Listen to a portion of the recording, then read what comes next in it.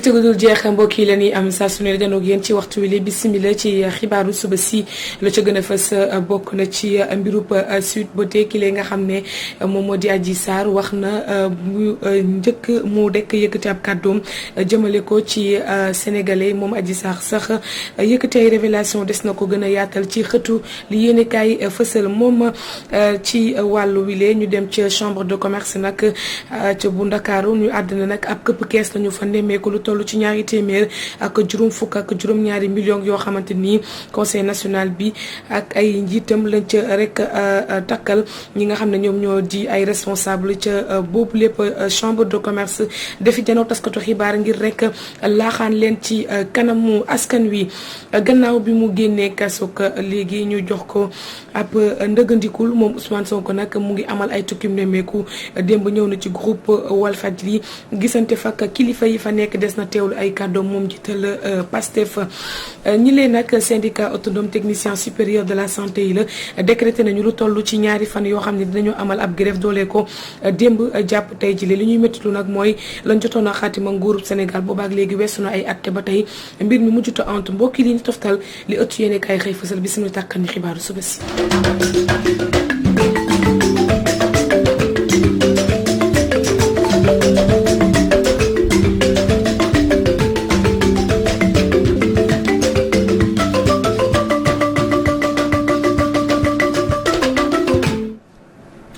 mbokk yi bisimila ñuy rafet lu baax a baax seen ànd ak Walfadjri ba fi tataanee xibaaru suba si nag dañu koy dooree ak mbiru Sweet Beauté Adji Sarr Ousmane Sonko ba tey pënd ba wureegul xëy bu fekkente ne ñi nga xam ne ñoo di kilifay diine yi woote nañu ngir lépp dal teewul nag ki nga xam ne moo di Adji Sarr démb génn na ngir rek wax guléet nag mu wax jàkkaarloog sénégalais ngir rek wax lan la sekk ki nga xam ne moo di Ousmane Sonko leerali yëpp daañu ko yaatal ci biir xët yi ko xëyee ñoom ñëpp daanaka moom la ñu xëyee ci déclaration bu Adji Sarr mi ko def direct ci leeral point net ni ki biik ñu waxtaanee nag li nga xam ne moom moo di scandale financier ba ñu tudd ci chambre de commerce bu Ndakaaru ñu ne nag ab këpp kees dafa am lu toll ci ñaari téeméer ak juróom fukk ak juróom-ñaari millions ci suñuy koppar conseil national des dirigeants d'entreprise boobule sàkku nag ñu daal di koy auditer ci nu mu gën a gaawee responsable yi nag ñoo amuloon jaroo parce que du xibaar yi ngir laaxaan leen ci kanamu presse bi yëpp waaye itamit sàkku ci jëwriñ gi ñu dénk mbirub commerce mu leeral ko laata rek ñu yóbbu xeex mi fa ma xam ne doone benn ñu teewlu ci Birane Yaya Wane moo nekk njiital conseil bi ak Ndiaké Mbaye inspection interne bu ministère bi ci boppam moo bind ministre bi ne ko ci boppam na nga auditer chambre de commerce courrier baa ngi nii courrier dañoo def erreur dama leen yóbbu tribunal ñu def erreur jox ma ko tayuñu ko ak li yàlla def bañ ko liiree liir ki yu yéeme ministre presque inspecteur interne da ko doon imposer ne ko yónneel mission d'audit te chambre de commerce dafa séddee boo xam ne boo fay yónnee te yónnee koo xam ne mat na place am xam na luy chambre de commerce. man la ministre daf maa jaaxal man la ministre moom lu ñuy wax ni àttan na ministère de commerce wala àttanu ko dañuy wax léegi àttanu ko ba mu fa toogee ba tey seen nga politique lay gën a def tey ñu ne la ma nga Kër Massar suba ñu ne la ma nga Casamance waaye li ñu ci mën a jàpp daal mooy saaga na Sonko bañ def ko ministre du commerce. léegi nag puisque Ousmane Sonko léegi ñu ngi commencé waxtaan ak nguur gi léegi loolu taxoon ñu fal ko dañ ko dàq. suñuy problème président moo ñu ko gën a xam président dañ koo ne réforme président dañ ko ne dématérialisation yooyu yëpp ay xarala yu bees la yuy ànd ak réew bu bëgg a dem ci kanam mais loolu ñun gisuñu ko suñu réew mi mooy administration dañ koo politiser ba mu ëpp de telle sorte que tey même pour yónnee mission d'audit tey am nañ ay nit ñu wax ñoo xam ni ñu nekk ci gannaaw dossier da ko bloqué li weesu nag li ñu koy laaj nag bëriwul ay sàcc yu tara am na ci chambre de commerce léegi nag sàcc yooyu nag ku sàcc nag xaalisu askan bi da nga war a ñëw goxi ko nga fay ko.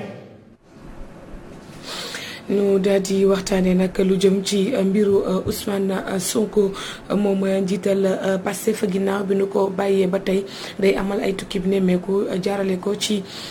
ñi nga xam ne ni jàpp na ne loru nañu ci mbir mi groupe wala sax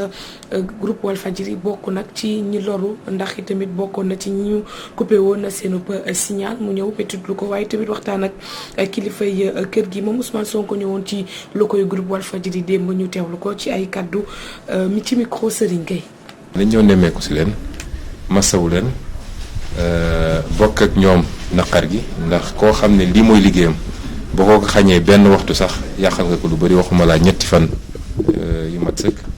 kon loolu lañ ñëwoon ne leen nag ñoo bokk mbir mi ñoo bokk naqar bi te amul dara loo xam ne ñoom dañ koo inventé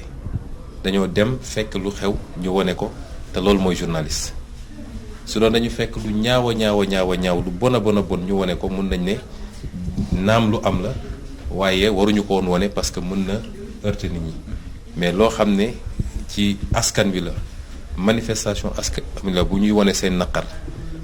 presse étrangère ñëw wone ko lii day wone rek ni recul démocratique bi ñuy wax dellu gannaaw ci démocratie bi ñuy wax benn firnde ngi nii moo tax ñu ñëw ne gannaaw bu ñu leen masawoo te it dañu war a respecter li ñuy wax liberté de la presse ndax loolu pàcc bu rëy la ci démocratie man mii tey suñ ma xamee gannaaw yàlla presse moo xam moo tax Sénégal dafa di réew moo xam ne suñu économie suñu koom-koom dafa xaw a sooxe ba tax ki ëpp li muy joxe ay marché public mooy état bi nag ñun ñëpp la état bi yow la man la keneen ak keneen état ba buy joxe marché public na tollale ñëpp buy joxe ay communiqué wala ay publicité na tollale organe de presse yëpp mais tànn ñooy jox parce que jàpp nga ne ñoo la déggal ña ci des nga beddi leen loolu bokkul ci démocratie bokkul ci tollale la presse. kooku lee di kàddu yi Ousmane Sonko mi ñëwuloon amal tukki bi nemmeeku ci groupe Walfadjri ñu waxtaanee nag jigéenu Benno Bokk Yaakaar yi nga xamante ni nii dañoo rek daal di génn ci seen tekkaar gi ñu nekkoon ma tuddlu nag ñaawteef yi nga xam ne nii di fitna fi juddu woon ci manifester yi ñu génn ci fan yilee am ak janoo taskatu xibaar jàpp ñu rek layam la ñuy sàkku mooy wooteb dal waaye tamit yëkkati ci wàllu politique gàll ko ci ndodd yi ñu jàpp ne faaw rek mbir yi leer ci mbiru Ousmane Sonko ñu teewlu ci Aji Mbargane Kanouté moo yor seen kàddu ak Mame Khady Thierry Fall. ñu ngi salué ñun jigéen ñi Benno Bokk Yaakaar. mat gi nga xam ne tey suñu force de l'ordre yi wan nañu ko ñun jigéen ñi ñoo xeex ba indi fi li nga xam ne mooy loi bi nga xam ne tey képp ku siif xale wala nga siif jigéen loi bi dafay daan sa kaw. ñu jëlee ko ci délit def ko crime ñun jigéeni Benno Bokk Yaakaar ak jigéeni majorité présidentielle li fi xew ñu ñëpp xam nañu ne affaire privée la affaire civile la affaire pénale la muy loo xam ne ci ñaari doomu Sénégal ci la xewee ñaari citoyen Sénégal ñoo xam ne yoon seeni àq ak yelleef ñoom la yemale kon tey ñu jàpp ne ñun ñëpp li ñu war a soxal mooy ñu liggéey nekk jaamu dëgg mooy ñu servir la vérité mooy ko ñun ñëpp kenn ku ci nekk dañu war a jàppale ñi nga xam ne ñooy justice ba nga xam ne ñu xam fan la dëgg bi féetee. ñu ne ñun jigéen ñi Benno Bokk Yaakaar ak ñun jigéen ñi majorité présidentielle dañu ne dañuy ñaawlu mbépp xeetu violence dañuy takku dëgër pour aar jàmm ji nga xam ne tey moo am Sénégal. ñu ngi tamit di jaajëfal bu baax les xalifes généraux ak tamit le clergé catholique ak mbépp facilitateur koo xam ne dox na doxu jàmm ba nga xam ne Sénégal retrouver li nga xam ne mooy jàmm. Sénégal retrouvé li nga xam ne moom moo di jàmm ci syndicat autonome technicien supérieur yi nag di yëngatu ci wàllu wér-gu-yaram leen képp la ni sàkku mooy rek état bu Sénégal gëstu leen ndax toog nañu ni at 2012 ba tey ñu xaatim ak ñoom kayitu déggoo waaye mujjuta en tout tax nag ñu ne jamono ji dañu rek daal di taral xeex bi xàppati nañu ñaari bëccëg yoo xam ne dinañu amal ab grève dooree ko démb ñu teewlu ci Sékou Cissé moo nekk secrétaire général bu sous section supérieure bu Dakar ñu teewlu ko ak Fatou Bintou Diouf. li wundu grève bi mooy suñu plateforme revendicative bi ñu déposé woon ci table nguur bi mooy reclassement technicien supérieur de la santé à la hiérarchie A2 mais aussi l'octroi à la hiérarchie A2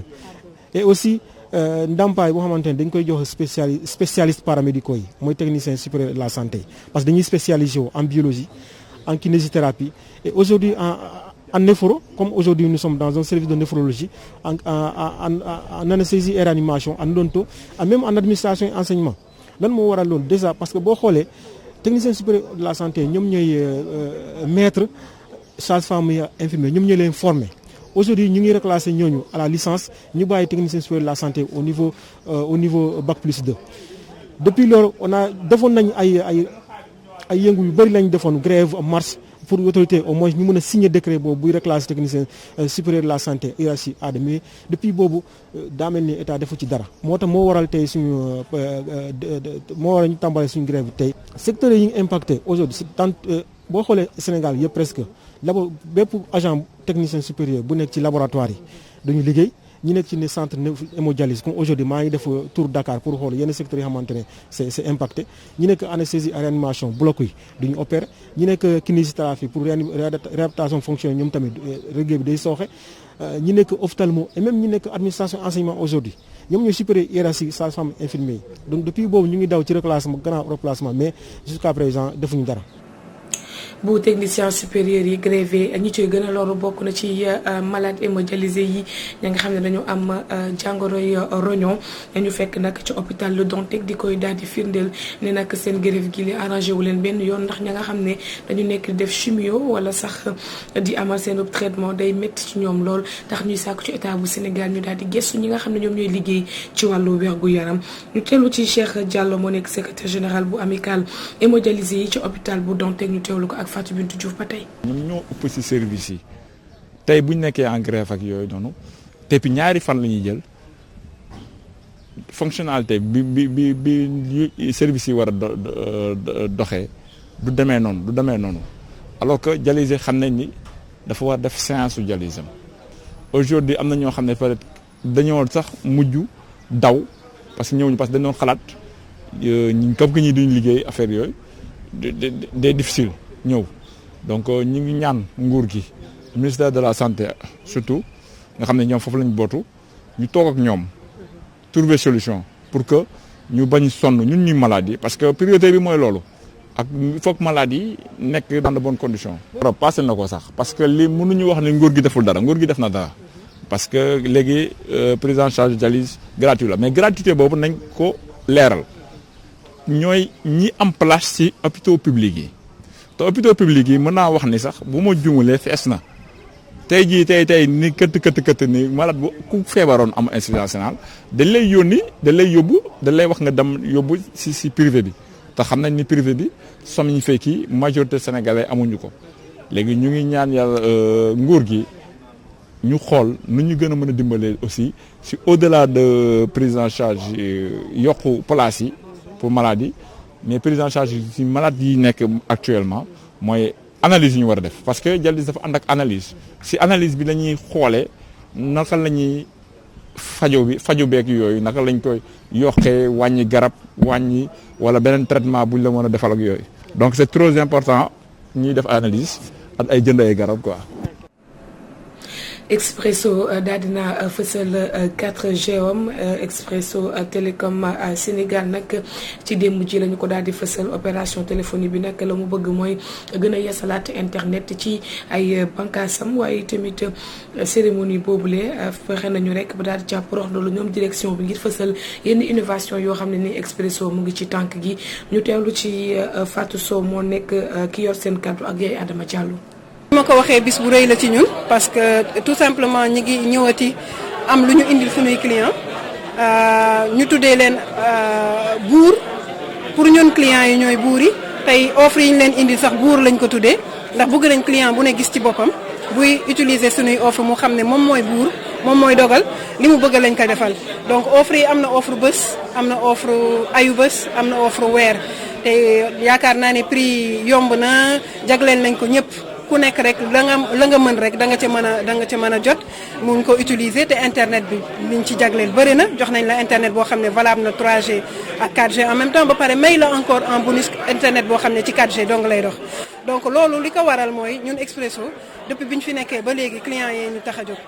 te ñu taxee jóg mooy dañu bëgg a nekk opérateur bu transparent dañu bëgg a nekk opérateur bu simple dañu bëgg a nekk opérateur bu généreux loo xam ne dafa bokk ci ñun depuis bi ñu fi nekkee Sénégal ba léegi te loolu ci loolu la ñu nar a sax moo tax tey ñu jagleel leen offre yi ñu tuddee buur suñuy client ñooy suñuy buur donc ñoom ñoo ñu tax a xëy loolu tey ak mbégte la moo tax ñu ñëw fii tey di leen présenter lu mel nii. waaw innovation majeure bi ñu indi nag mooy bees bu mag bi mooy li ñu tuddee carte bu virtuelle xëy na olof bi nag kiiwul noonu pour mu mën ko expliquer mais maanaam daal soxlatoo carte bu SIM boo xam ne da ngay dem ca agence ba di ko jënd di ko dugal ci téléphone bi téléphone yu bees yi xew muy iPhone muy Google muy Motorola dañ leen liggéey de telle façon que client bi mën na am réseau Expresso directement sans pour autant sax mu dugg ci SIM parce que dafa nekk ci biir téléphone bi ba pare donc tey xarañte boobu la ñu indi ak bees boobu. yaay Adama Diallo luy fay ñoo daal di taataan yile kàddu mbokk yi junjoon naa ko sax ci ndorteel yi.